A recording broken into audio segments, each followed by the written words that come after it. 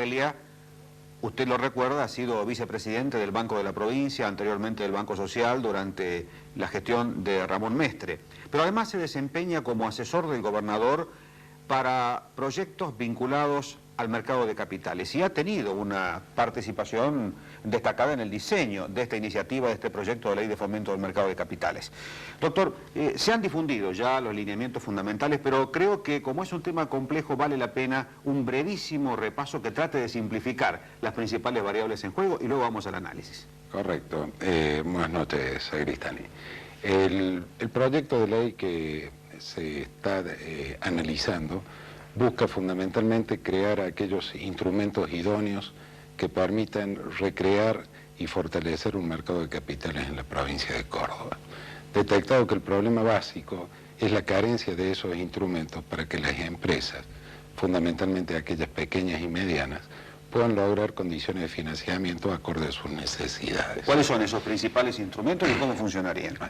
Fundamentalmente, el Estado provincial ya tiene participaciones accionarias en empresas vinculadas al mercado de capitales. Pongámosle nombre y apellido, por favor. Claridad FJP, Córdoba Bursátil Sociedad Anónima, Gerencial Sociedad Anónima, Asesores de Córdoba Sociedad Anónima, pero que están dispersas en sus esfuerzos y que alocándolas en una sociedad holding permitirían ser mucho más dinámicos. Además, existen instrumentos creados por la legislación nacional, como son las sociedades de garantías recíprocas, como son las sociedades fiduciarias, que con este proyecto de ley buscan crearse para incorporarlas también a este proceso. ¿Cómo va a ser la participación del capital privado en este emprendimiento? Bueno, el capital privado fundamentalmente va a estar participando en todos aquellos fondos fiduciarios que se creen y que permitan financiar proyectos productivos, no solamente del sector privado, sino también del sector público. Hoy detectamos que muchos municipios de la provincia tienen un estrangulamiento financiero importante y que, pudiendo contar con financiamiento genuino a través del mercado de capitales, por ejemplo, podrían con desarrollar negociables. Con obligaciones negociables. En el caso de las pymes, las obligaciones negociables pymes, específicamente para este tipo de empresas, lo cual potenciaría su capacidad de endeudamiento y, por lo tanto, podría ser volcado al mercado, en el mercado de capitales para proyectos productivos. Porque lo que se ha venido dando hasta ahora es un proceso de succión de fondos en Córdoba que luego son invertidos en proyectos productivos en Capital Federal o el Gran Buenos Aires. Hubo intentos anteriores, sobre todo a través del mercado de valores de Córdoba, de la Bolsa de Comercio local, de generar un acceso de las pequeñas y medianas empresas a la emisión de estos títulos de deuda, obligaciones negociables, pero fracasó, doctor. ¿Por qué ahora en esta instancia hay que pensar en positivo, ¿no? Como que esta situación va a cambiar? Porque creo que las condiciones básicas en las cuales se empezaron a desarrollar esos proyectos no son las mismas que ahora. Las causas que generaron la crisis que ha vivido Córdoba y las consecuencias agravadas del efecto tequila hicieron que prácticamente se tornara impensable en diseñar instrumentos para inversión de riesgo. Superados los factores que generaron esta crisis y apagadas las llamas de esta situación que le tocó vivir a la provincia, es el momento de producir una profunda transformación de sus estructuras económicas y financieras, y este es uno de los primeros pasos que intenta dar el gobierno del doctor Mestre.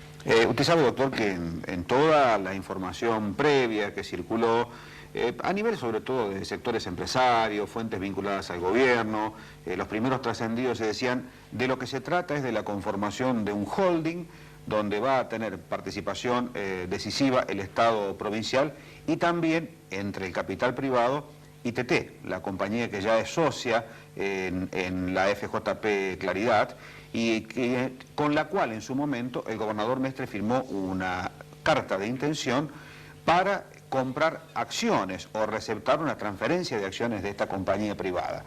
¿Cómo se va a instrumentar esto? Bueno, esto es válido tanto para ITT como para cualquier otra empresa privada que quiera invertir en Córdoba. Lo importante es potenciar este tipo de inversiones para beneficio de todos los cordobeses. Es decir, que la provincia, si juzga necesario y conveniente para la economía provincial asociarse con una empresa privada o participar en el capital de una empresa privada, pueda hacerlo con estos parámetros, es decir, con los parámetros de un socio. En el caso puntual de la carta de intención que usted bien señala que hay con ITT Holding, esta carta de intención está vigente y es un proceso que se va madurando y se va dando a lo largo del tiempo hasta que llegue el momento oportuno de finiquitar este tipo de transacción que juzgamos que va a ser importante para todo este mercado de capitales que se quiere recrear en la provincia. ¿Qué garantías, entre comillas, van a tener las pequeñas y medianas empresas de participación en el direccionamiento de los fondos que puedan moverse a través de esta acumulación de capital? Bueno, este es un punto muy importante. Acá hay distintos aspectos de considerar. Primero, y el proyecto de ley así lo prevé, que es fundamental el gerenciamiento que vaya a tener todo este proyecto. Es decir, podemos contar con una muy buena ley, con muy buenos instrumentos en el diseño de la letra escrita, pero si no le ponemos en mano de un gerenciamiento adecuado, idóneo, indudablemente que pasa a ser letra muerta. Nosotros lo que pretendemos con esta ley es precisamente lograr un gerenciamiento óptimo para este proyecto y que la participación de las pequeñas y medianas empresas esté dado a través de pequeños emprendimientos productivos, pero que sean evaluados, calificados sus riesgos y se sumen las garantías, por ejemplo a través de una sociedad de garantía recíproca, que permitan que tanto el inversor privado como el inversor institucional lo vea atractivo por el retorno y por la capacidad de repago que tenga.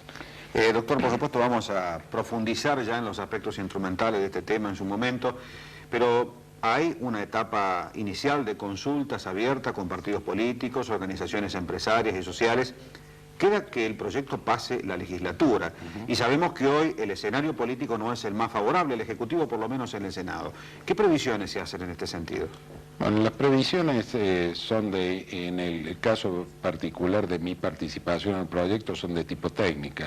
Las políticas, creemos que tenemos un gobernador lo suficientemente conocedor de este tipo de métier, que es quien va a viabilizar el proyecto, pero indudablemente que es un proyecto que no tiene intrínseco un tinte partidista, sino que está abierto a toda la economía de Córdoba. Por lo tanto, confiamos en el buen tino y en el aporte enriquecedor que pueda hacer la legislatura, pero que en definitiva este proyecto tenga la sanción correspondiente para poder llevarlo a la práctica. Por allí se dijo también que este proyecto era un poco la respuesta asimétrica de Mestre al respaldo económico, político que construyó a través de un gran holding, Eduardo Duhalde, en la provincia de Buenos Aires. ¿Hay alguna paridad de criterios en la conformación de uno y otro proyecto?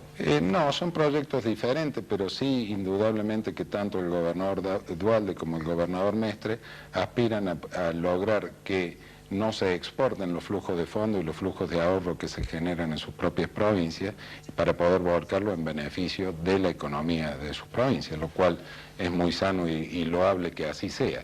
Indudablemente que si en el modelo o en el proyecto llevado adelante en la provincia de Buenos Aires hay aspectos positivos, debemos rescatarlo y podemos imitarlos en algún sentido. Muchas gracias, doctor.